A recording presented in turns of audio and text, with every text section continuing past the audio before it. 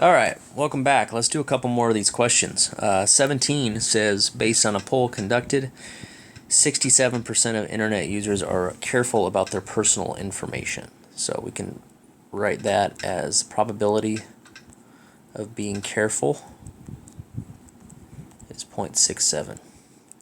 That instantly means, using the complement, that the probability of not careful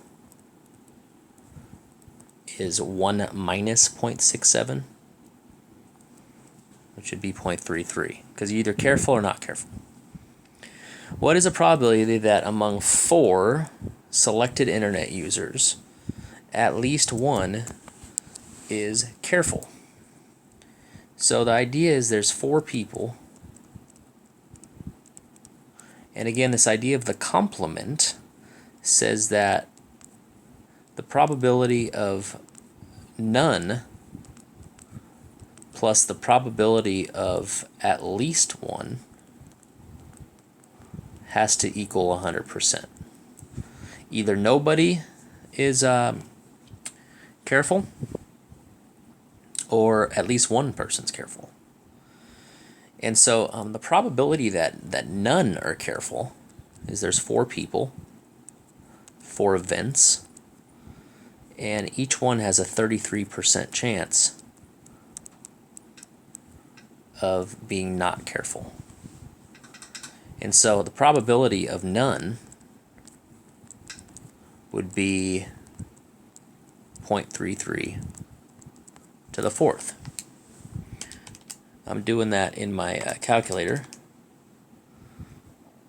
I'm trying to. I got 0.0118.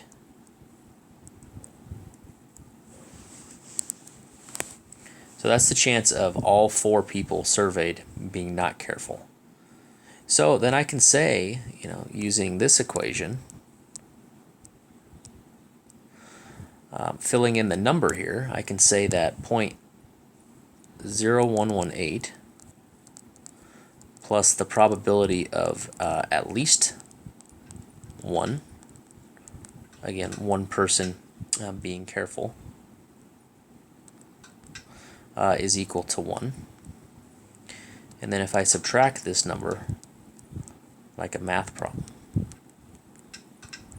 then the answer to the question, the probability of at least 1, is going to be 1 minus 0.0118, and we got a pretty high probability, 9882. And that's the answer to 17. How did the result affected by additional information that the survey subjects volunteered to respond?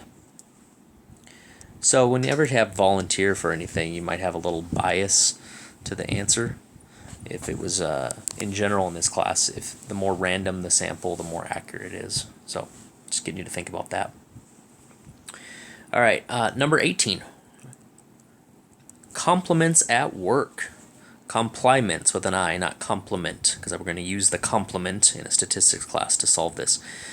It says 41% of respondents most liked to get compliments at work from their coworkers. All right, so probability that you like to get compliments is 41. And then that means that the probability that you don't like compliments, again talking about 1 minus 0.41. 1 minus 0.41 is how we get the 0.59. It's kind of sloppy. It says among 12 randomly selected workers. So there's 12 people. What's the probability of getting at least one who likes to get compliments? So again, same idea here. That's what I'm trying to get at, is the probability of none plus the probability of at least one has to be 100%.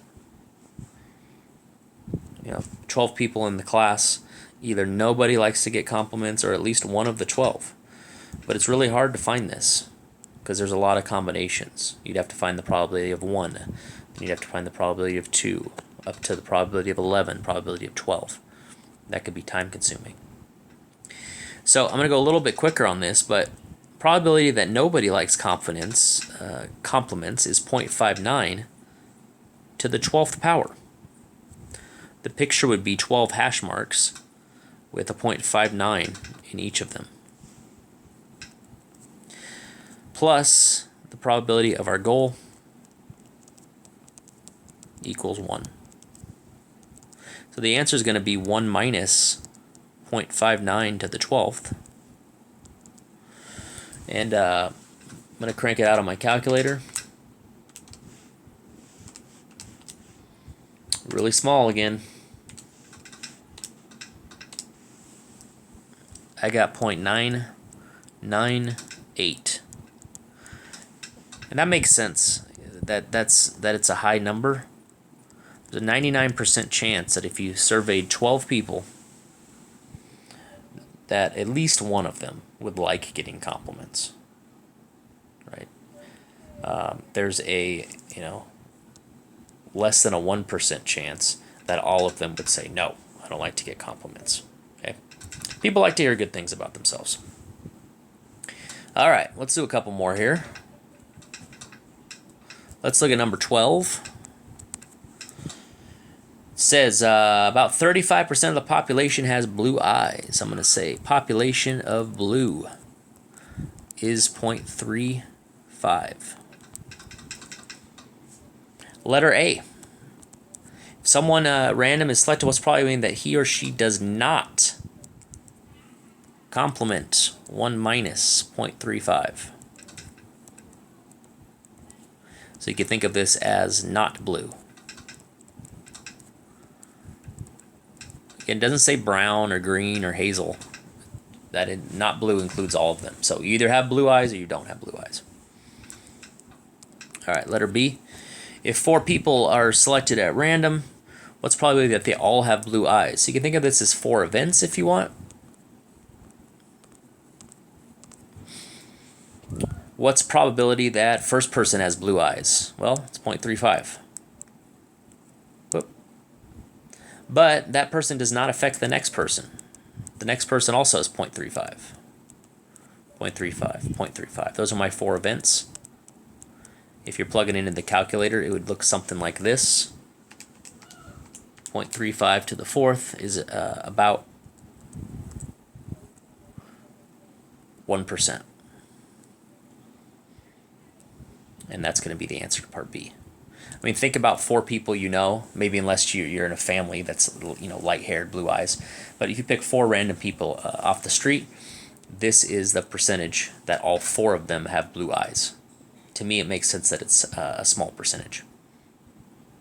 So it says, would it be unlikely to randomly select 4 people and they all have blue eyes? Yes. And that's because, the percentage was only 1.5% if you translated this to a percentage versus a decimal. So pretty small. Anything under 5%, in general, 5% is kind of the cutoff. Under 5% is considered unlikely. We'll talk about that more in future chapters. All right, let's look at a couple more here. 15, Georgia Win for Life. In the Georgia Win for Life lottery, winning the top prize of $1,000 a week requires that you select the correct 6 numbers between 1 and 42. One hint here, select in any order. Oh, another hint, in any order. So it sounds like order doesn't matter. What is the probability of winning the top prize? So a little bit weird here. The first thing that hopefully crosses your mind is, if you think about the combinations, thinking about the options for picking, it sounds like there's 42 total numbers. 1, 2, 3, 4, all the way up to 42. And you have to choose 6. So hopefully this thing comes to mind. It also says probability. And so 42 choose 6 is actually a big number. And it's the number of total combinations of picking 6 numbers. And so remember, when you're doing probability, the total options, no matter what the context, is on the bottom. And this one's just weird because the way it's worded, but in order to win, you have to have, all 6 right. And there's only one winning combination. And so you can think of the numerator as there's one winning ticket out of 42 choose 6 options. So this actually is the answer to this question. If you want to make sure your calculator's working, if you do 42 choose 6, it looks like the denominator is 52, 45, 786, and a 1 on the top. If you're not completely satisfied with the 1 on the top, another thought that I have with this is you can think of the fact that there are 6 winning numbers, and you have to choose all 6 of them. That subgroup on the numerator is like there's winning numbers and there's losing numbers. But 6 choose 6 is equal to 1. And so whether you saw the 1 or whether you thought of it in terms of a choose, again, it's a challenging part of this chapter, but there's a variety of ways to do some of these. All right, one more. I'm checking my time because YouTube cuts me off at 15 minutes. All right, in the Georgia Fantasy 5 lottery, winning the top prize requires that you select correct 5 numbers between 1 and 39.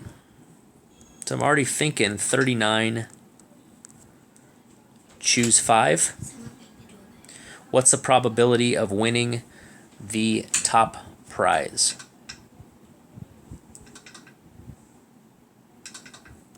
So I think it's going to be 1 over 39, choose 5. All right, I'm going to be back with the third video, but my explanation for 16 is the same as 15. So hopefully this helped, and I'll see you soon.